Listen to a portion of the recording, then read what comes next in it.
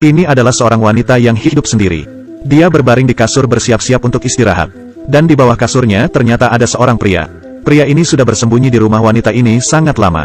Saat sudah memastikan wanita itu tidur lelap, dia perlahan-lahan keluar dari bawah tempat tidur, memberikan obat tidur yang sudah disiapkan dari awal kepada si wanita, lalu melakukan aksinya. Yang menakutkan adalah, tiap malam selalu di bawah tempat tidurnya. Dan perempuan ini sama sekali tidak tahu. Masuk ke toilet, memasukkan cairan ke produk skincare wanita itu, dan mengeluarkan senyuman aneh. Pria ini akan menyetel duluan alarm. Tidak cepat juga tidak lambat.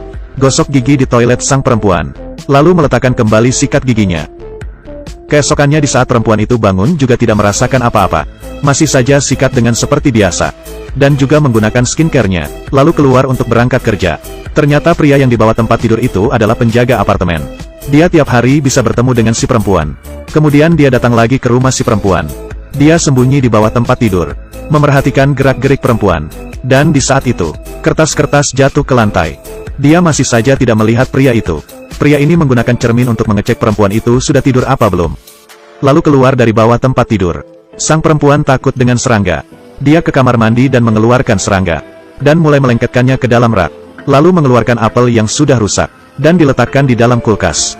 Tapi si perempuan masih saja tidak tahu orang yang sembunyi di bawah tempat tidurnya. Setelah bangun ia merasa badannya sangat capek. Dan sekujur tubuhnya mulai muncul bercak-bercak merah. Dia membuka lemarinya dan melihat serangga yang penuh di dinding sekeliling kamarnya.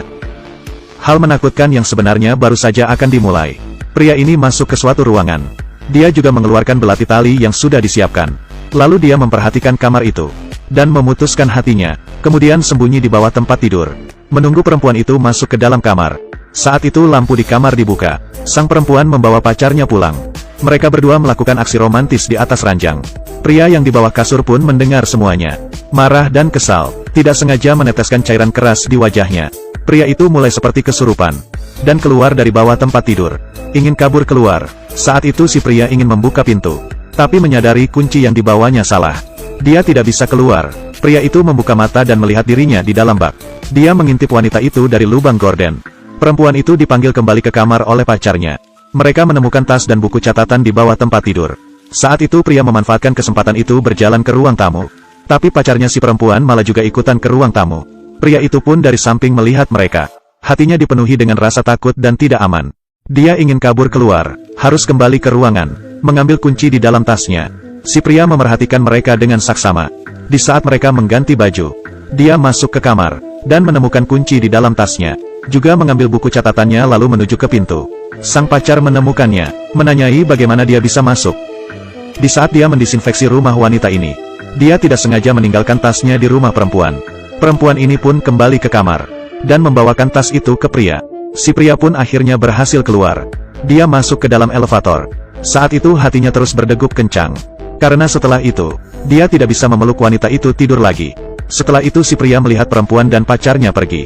Dan sepertinya tidak akan kembali lagi. Perempuan itu juga mengatakan selamat tinggal kepadanya. Sang pria dengan putus asa naik ke lantai atas. Dia bersiap untuk lompat dari atas menyelesaikan hidupnya. Kemudian mendengar suatu suara. Dia melihat perempuan dan pacarnya. Kembali lagi ke apartemen. Perempuan dan pacarnya kenapa bisa kelahi? Ternyata perempuan itu hamil. Tapi pacarnya mencurigai itu bukan miliknya. Dengan sedih dia tidur di atas kasur.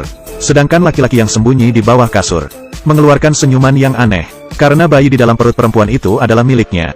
Pria ini tiap malam selalu tidur di satu kasur. Dengan perempuan yang bangun lalu sikat gigi mandi lalu keluar rumah.